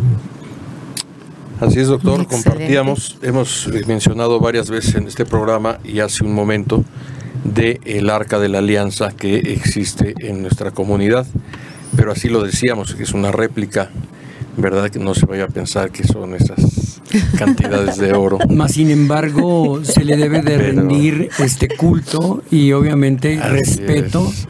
y no Así tocar el arca, porque muchas de las veces a veces quizá nos podemos sobrepasar y no vaya a ser que el Señor haga lo mismo que hizo con los filisteos, ¿no? Así es. O con los hijos de Eli, con Eli mismo. Que para empezar, ¿no? Y con todo aquel que tocara el arca. Acuérdense que el que tocaba el arca caía muerto. Exacto. Estaba prohibido tocar el arca, y más en las partes donde se representaba al Dios eterno. Entre los dos Ángeles. arcángeles estaba el propiciatorio, aquel promontorio de oro grande llamado propiciatorio, donde se volcaba la sangre sobre ese lugar. Entonces, al tocarlo, aún por el sacerdote, el sumo sacerdote, una vez al año, era una permisividad de exclusividad, que solamente un ser, una vez al año, pudiera volcar la sangre sobre este lugar. De ese tamaño de exclusividad tenía el Arca de la Alianza. Por eso, llevarla al combate, llevarla a la guerra, representaba para todos los pueblos de la tierra que sabían del poder del Dios de Israel, ¿verdad? Significaba miedo, derrota. Para los filisteos, ellos fueron los primeros asombrados en haber derrotado a Israel. Sí. Y encontrar el arca ahí botada, ¿no? Y tomarla y llevársela como parte de su tributo. Jamás supieron lo que estaban haciendo. Actualmente el arca está perdida. No se encuentra por ninguna parte en el mundo. Estaba hecho con una madera que dura siglos y siglos y no se hace, y no le pasa nada. Estaba forrada por dentro y por fuera con plata y oro. Sin embargo, ¿en dónde quedó el Arca de la Alianza? Se ha buscado, se ha determinado. Se extravió en el proceso de los 2000 años de diáspora, donde Israel fue enviado por todo el mundo disperso, y se perdió el arca. Actualmente no se sabe dónde está el arca. No se cree, ni siquiera se sabe si realmente todavía existe o no, o si alguien por ahí la desbarató, la fundió. La madera era de un tipo especial de madera que no le pasa nada. No sabemos dónde está el arca. Hay por ahí leyendas que pretenden decir que llegado el momento del juicio, llegado el momento de la tribulación y de la gran tribulación, va a aparecer el arca nuevamente. Eso es una suposición. En este momento el arca está perdida, no sabemos dónde está. Inclusive de lo que le ataban al sacerdote en su extremidad para ver si era agradable la ofrenda que el sacerdote mismo llevaba ante el arca, ¿no? El hecho de saber si era grata para el Señor o no. Y no podía ser casi si no llevaba el efod en el pecho. Esa es otra cosa importante. Hubo muchos requisitos para poder acercarse al arca y poder participar cerca de ella. Si lee uno el libro del Génesis, sobre todo del capítulo 25 al capítulo 40, ahí vamos a encontrar perfectamente bien desglosadito las instrucciones de Dios para ese arca. Como el Espíritu Santo, yo creo que en ningún otro lugar como ahí, el Espíritu Santo se manifiesta guiando las manos de los orfebres para realizar aquella obra de arte tan hermosa. como el propio Israel, que había salido de Egipto después de la esclavitud, con oro, con plata, con todo, tenía los metales suficientes en el propio desierto, después de salir del cautiverio de Egipto, para fundir en el desierto todos estos metales y entregarlos que les había dado los judíos a la salida, los egipcios a la salida. Sí. Lo hicieron en el desierto, Sí. bajo condiciones muy especiales. De pronto nos falta imaginación, yo creo, para poder percibir y captar toda esta situación. Algo tan delicado y especial, y fue reducido a que lo vieran como un amuleto. Así Tanto es. el pueblo de Israel, que pensando que llevándola les iba a dar la victoria, como los filisteos que sustrayéndola, probablemente hasta pensaron, bueno, el Dios de Israel, ahora somos nosotros sus predilectos porque nos dio la victoria, ¿no? Y de esa manera a lo mejor eso los estimuló a llevársela, pensando en que ahora los nuevos protegidos y agraciados por esa arca de la alianza iban a ser ellos. Pues nosotros ya recuperamos también nuestra arca de la alianza, doctor. Ya la tenemos ahí. Nosotros tenemos simbólicamente un arca de la Un arca. alianza que elaboramos para un retiro espiritual que tuvimos, pero la verdad hemos sido descuidados con nuestra arca de la alianza. La tenemos descuidada, abandonada, botada ahí. Ni siquiera está sobre el suelo vil. Y esto me hace recordar que tenemos un deber para proteger y cuidar ese símbolo que pretendimos demostrarle a la gente como algo pedagógico de aquel pasaje por el desierto, De aquel tiempo. de aquel tiempo. Debemos protegerla y cuidarla y tenerla como algo simbólico muy especial, Así es, doctor. por lo que representa, ¿no? Igual nosotros no estábamos bien preparados, doctor, para tener en nuestra presencia, aunque sea una réplica sencilla, muy humilde, porque, bueno, no tiene oro, hay que aclarar que no es de oro nuestra arca, que es pintada, que es bien estructurada con las medidas precisas, pero no con los materiales, ¿no? Hay que aclararles que no tiene oro, no tiene metales preciosos, pero Esa arca, cuando por primera vez la estuvimos, todos los que entramos caímos, porque esa arca aún se acerca a uno y se siente la presencia del Señor. Sí, es cierto. Nos están haciendo un comentario de que esa arca, a la cercanía con ella, No sé cómo cuánto se siente esa presencia de Dios. sería como unos Debemos de cuidarla, debemos de ponerla en un nicho, en un nicho, así es. Y esto es una respuesta de nuestra parte hacia el Señor. Cualquier cosa de Dios ahora debe quedar en un nicho. El significado de las cosas de Dios para nosotros deben ser en un nicho. Nosotros somos, de alguna manera, pequeñas partes de Samuel, pequeñas partes de profetas, pequeñas partes de apóstoles, pequeñas partes de predicadores, pero en cada uno de nosotros hay un fragmento de toda la historia escrita de la Biblia y donde nosotros debemos de cuidar en esa capacidad decorativa, ordenada, llena de colorido, llena de amor. Cuida todas las cosas que el Señor nos dé como símbolos. Pues vamos a continuar con la lectura. Creo que Sí. de pronto se detuvo ahí.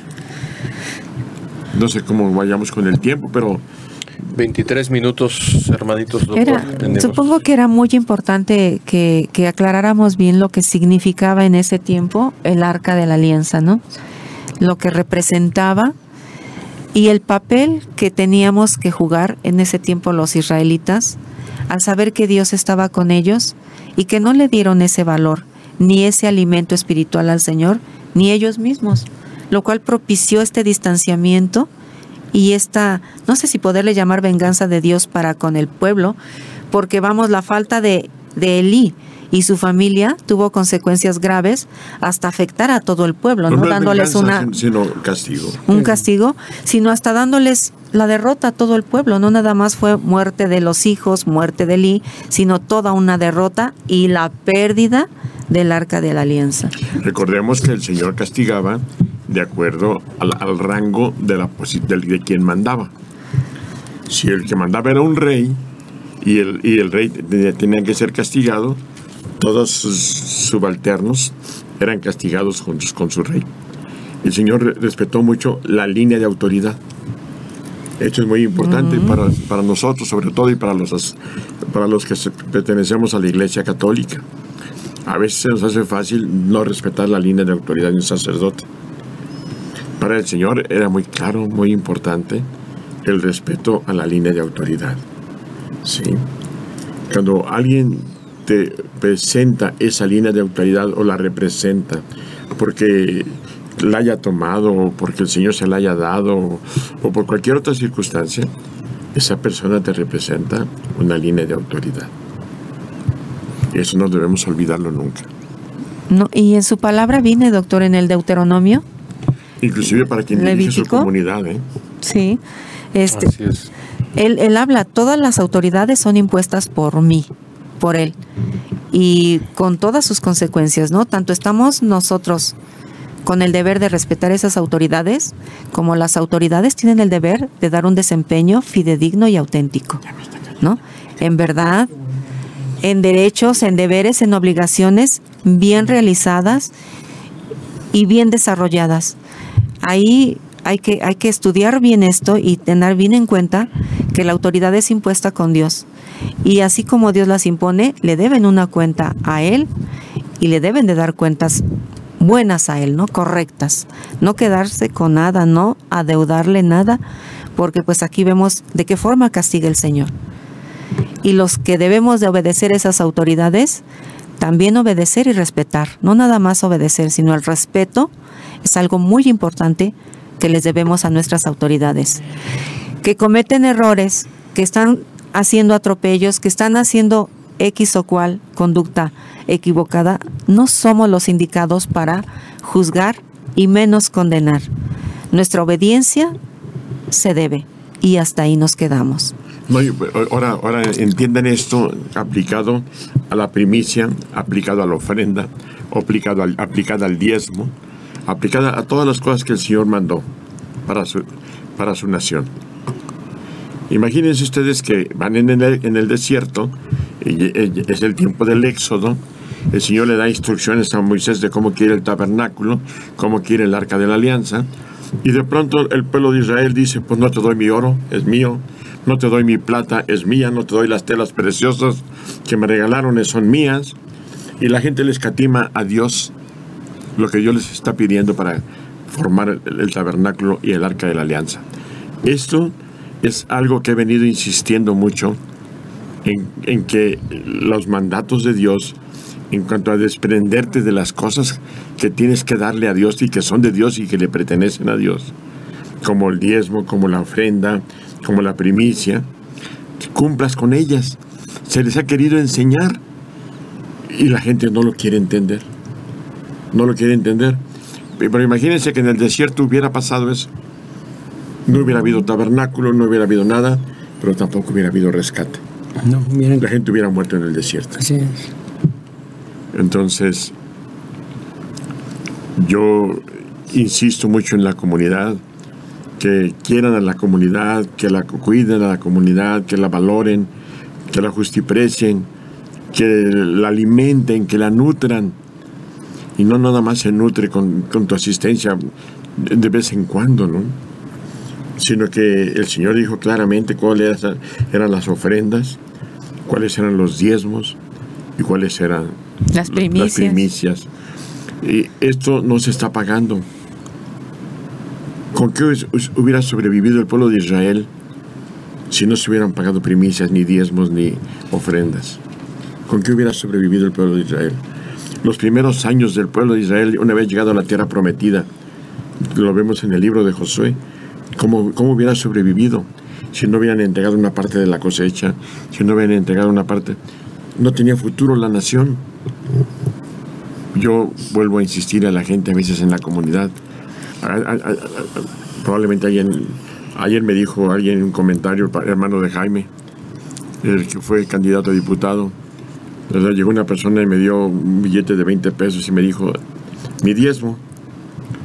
Y me dijo, bueno, ya sabía que sea para la tortita, me dijo el hermano de Jaime. Me quedé helado, man. Se me hizo algo muy agresivo a mi persona. Sí. No me estaban dando los 20 pesos a mí.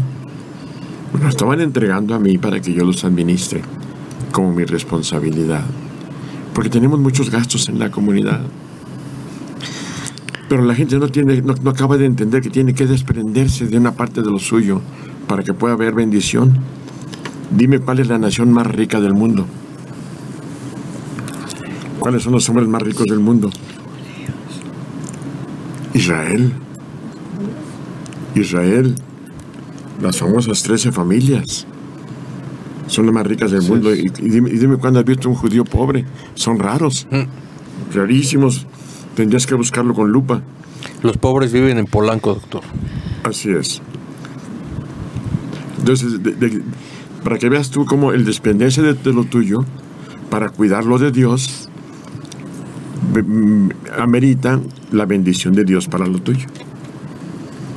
Esto que Israel entendió perfectamente en el desierto, y entregó el oro, y entregó la plata, y entregó las preciosas, y entregó todo, ¿verdad? Y además no nomás eso, sino que trabajó sin percibir salario para formar el tabernáculo, para formar el arca de la alianza.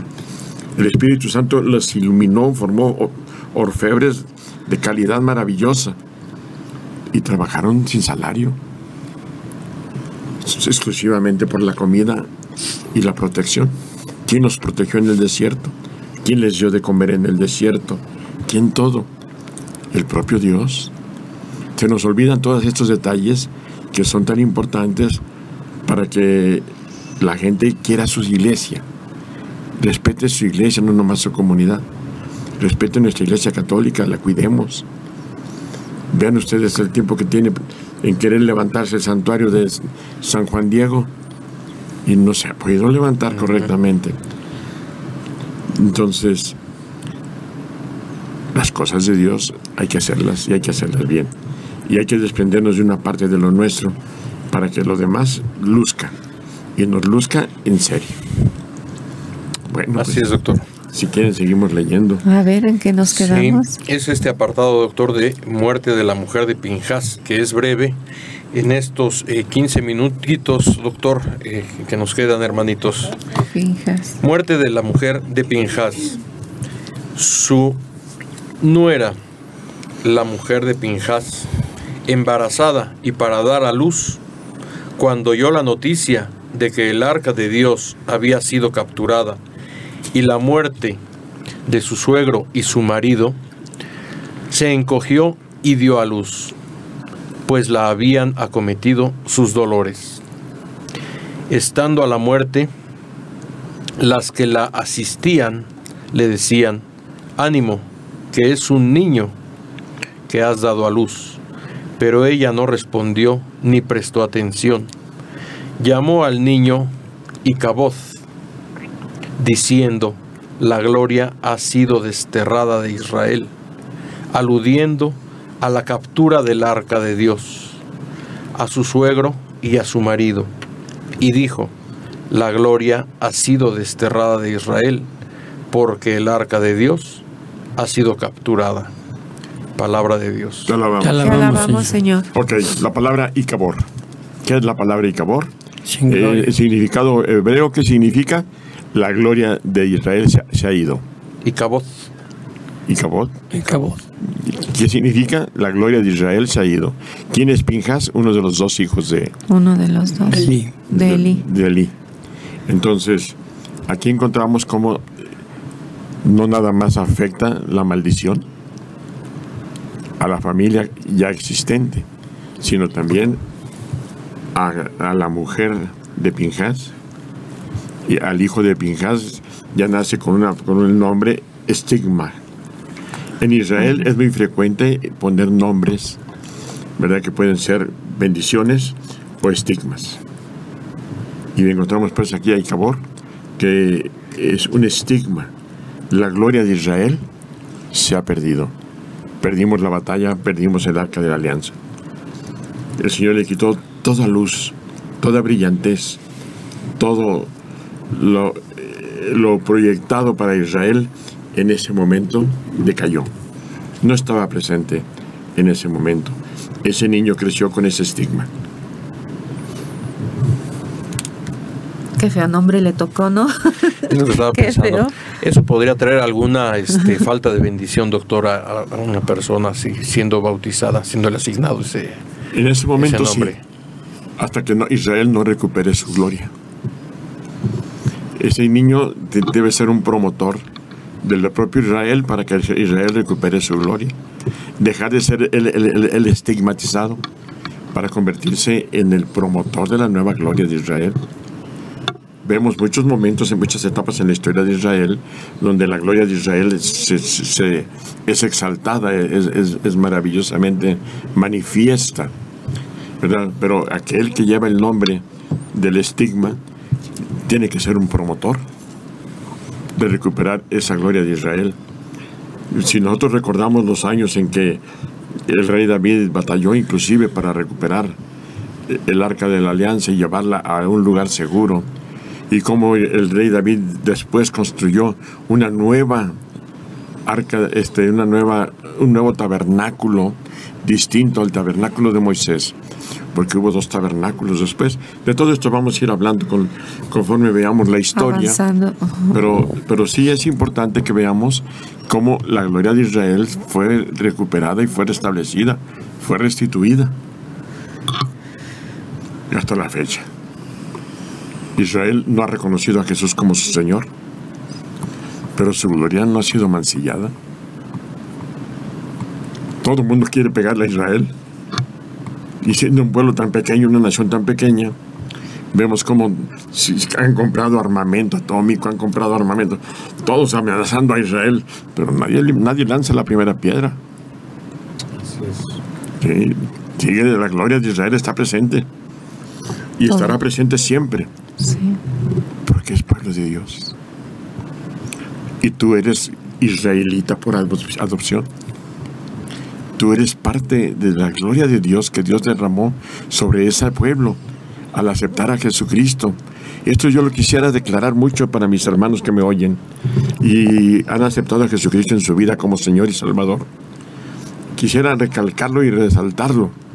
Somos parte de la gloria de Israel. Gloria a Dios, doctor. Gloria a Dios. Pudiera ser el mismo caso, doctor, de nuestra Santa Iglesia Católica, que con tantas situaciones en contra como propios ministros a lo largo de toda su historia, es el Espíritu Santo el que vela y no se le puede destruir, como ha sido pretensión de algunos hombres malignos. No se le puede destruir simplemente por la obra, poder y gracia del Espíritu Santo, que un hombre, un periodista, creo, de fama internacional, que era ateo, se metió a estudiar científicamente, vamos a llamarle, el por qué no se había podido destruir con tantos ataques históricos a la Santa Iglesia, y cayó en cuenta que era por obra y gracia del Espíritu Santo. O únicamente por obra y gracia del Espíritu Santo. Y contribuyó a su conversión de este periodista, no recuerdo su nombre. Si tú rezas el rosario del Espíritu Santo, te darás cuenta que en el 4 y en el 5, ¿verdad? Misterios. Habla claramente. En el 4 dice, honremos y la operación del Espíritu Santo y adorémosle, porque le dio la vida a la iglesia en el glorioso día de Pentecostés. Es decir, que en Pentecostés el que dio la vida a la iglesia es el Espíritu Santo. Es el 4 misterio. En el 5 misterio dice, honremos y adoremos al Espíritu Santo, adorémosle, porque reside de manera permanente en la iglesia y la asiste. Y la asiste. Y la asiste. Y la asiste. De acuerdo a la promesa del Padre por los siglos. Es decir, el Espíritu Santo jamás dejará de asistir a la iglesia. reside de manera permanente en ella y la asiste, ¿verdad? Y es una promesa del Padre para la iglesia. Por lo tanto, la iglesia también es parte del pueblo de Dios. Y cuerpo místico de nuestro Señor Jesucristo. Nuestro Señor Jesucristo, el cuerpo místico. Pero ven qué bonito es, a veces hasta las oraciones que rezamos y que de pronto no ponemos atención y no reparamos en ellas. Exacto. Nos están hablando de la historia de la vida de la iglesia claramente. Por eso ahorita me acordé del Rosario del Espíritu Santo, de los misterios cuarto y quinto, ¿no? Que son los dos que el Espíritu Santo le da forma y presencia a la iglesia de manera permanente y definitiva por la eternidad. Sí, si pusiéramos un poquito de atención y meditáramos bien todas las oraciones que mencionamos, que repetimos, en estas oraciones quiero hacer una mención especial por el Santo Rosario y por los rosarios que han surgido al Espíritu Santo, al Padre Eterno, a la preciosa sangre, a la misericordia divina. Todos tienen un porqué y todos tienen en su contenido palabras bellísimas de precisamente vivencias y experiencias que se dieron durante esta historia maravillosa que es Dios con los hombres, Dios con su pueblo, que es palabras contenidas en nuestra Sagrada Biblia, ¿no? Palabra santa. Y que marcan la historia de la humanidad.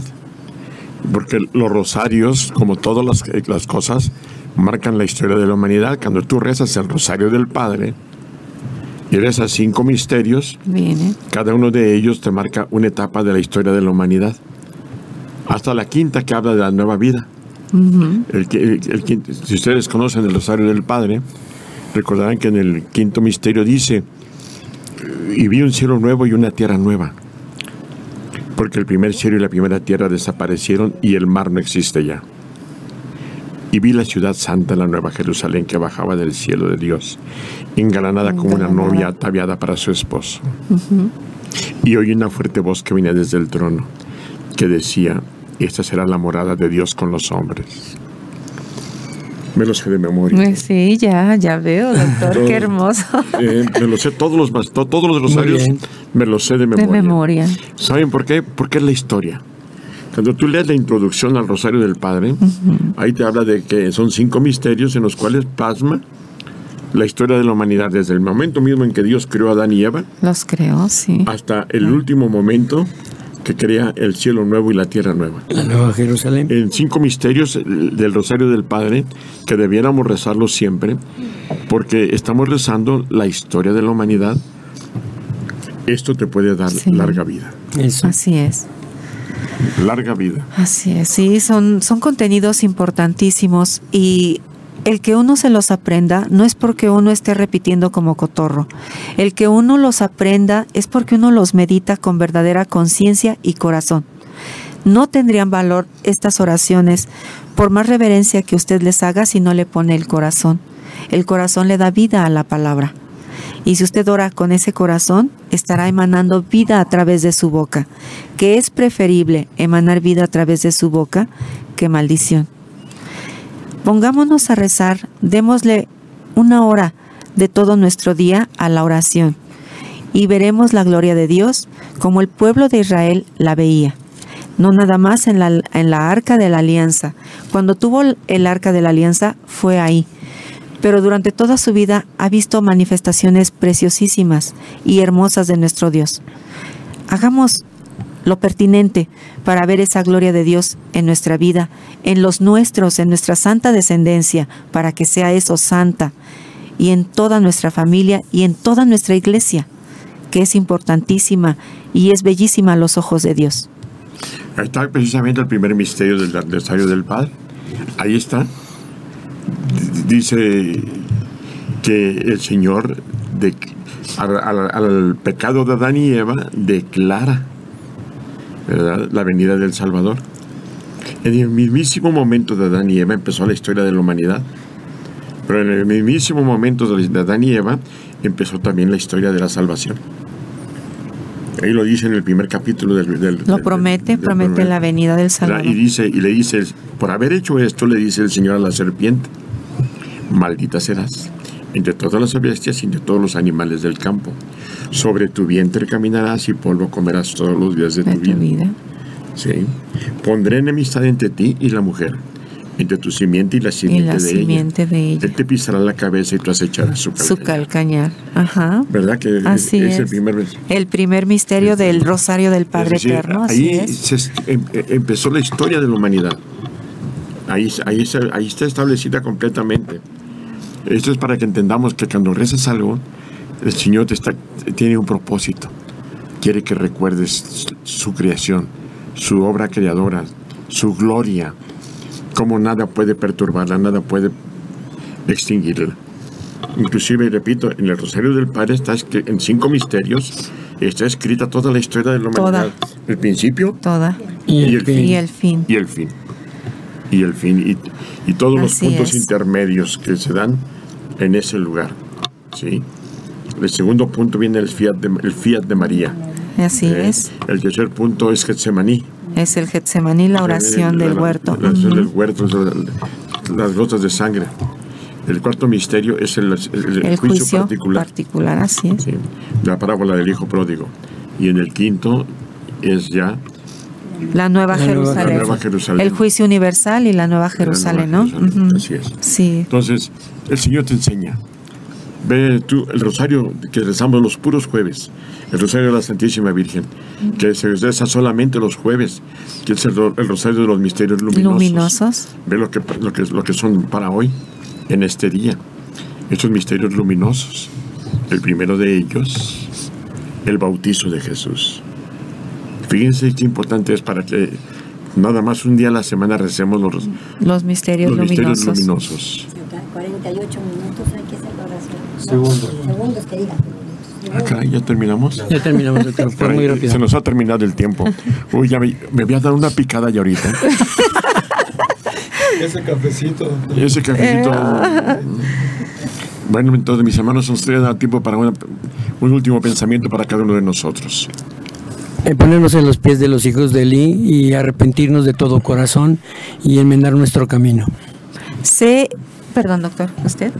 No, iba a decir algo nada más, independientemente de los comentarios. Sí, bueno. Que nos faltó la cámara hoy. Está bien. Es que no se ve, no tenemos la imagen, quedó de aquel lado. Pero si no está tomando la cámara. Sí. ¿Le puedes dar vuelta, Gloria? Entonces estoy ciertamente enojado. Para ver el final. No lo había visto desde que llegamos. Bueno, entonces ahora sí tienen razón y derecho de recordarme el tiempo. Adelante, Hilda. Sí, bueno, queridos radioescuchas, yo les invito a que sean esa arca de la alianza hermosa, perfecta, excelsa para nuestro Señor Jesucristo, cada vez que ustedes se acerquen a comer del pan sagrado que baja del cielo, de la Sagrada Eucaristía. Hagan lo pertinente, prepárense como se debe, para que cuando lo reciban toda la gloria de Dios y a Dios mismo en su corazón. Pues invitar a nuestros hermanos para nuestro próximo retiro, este próximo 22 y 23, sábado y domingo, retiro mariano, que tendremos la oportunidad de vivir en nuestra comunidad Dioses Amor, de las 10 de la mañana a las 6 de la tarde ambos días, con una cuota de recuperación de 50 pesos, me indicaba Gloria, y recordar nuestro domicilio, Himno Nacional 235 en la colonia Ticomán. Los esperamos el siguiente fin de semana de este noche. Seguirlos invitando, hermanitos, entre otras cosas, a que conozcan esta Arca de la Alianza, esta réplica que tenemos ahí en nuestra comunidad. Y qué mejor momento, aparte del que ustedes quieran, de martes a jueves de esta semana o de la próxima, pues que este próximo retiro mariano, para conocer más de nuestra Madre Santísima, que recordemos, manda en el cielo. Por último, mis hermanos, con el gusto de siempre, qué pequeño se me hace el tiempo cuando estoy contento y cuando estoy al lado de ustedes platicando y ustedes escuchándonos. Qué breve se me hace el tiempo. De todas maneras, en este momento, Padre, yo te pido por la salud de todos los que nos escuchan, que tu poder sanador fuerza violenta, Señor, que lo arrolla todo. Arrolle con toda enfermedad de todos los que nos están oyendo en este momento. Y también las enfermedades de todos los que estamos en esta cabina. Padre, glorificado seas.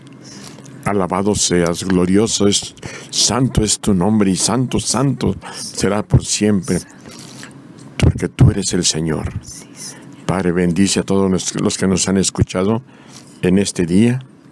Dale salud, dale bienestar y que se enseñen a compartir con su iglesia, a cuidarla, a quererla, a alimentarla, a nutrirla, a llenarla de bienes y de dones, para que cumpla con su labor de una manera más correcta y precisa. Todo te lo pido y te lo pido por Jesús, tu Hijo, nuestro Señor Jesucristo, nuestro amor, que vive y reina por los siglos de los siglos. Amén. Amén. Amén. Hasta la vista, mis amigos. Mis amigos, estamos al aire una vez más con el programa Reinando con Cristo.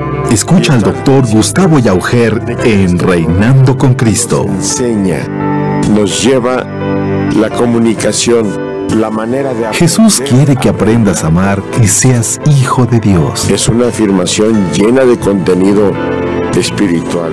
Enriquece tu alma y tu espíritu en Reinando con Cristo. Un reencuentro con Jueves, de 12 del día a 2 de la tarde. Unión con Jesús. Por Mundo Católico, construyendo la civilización.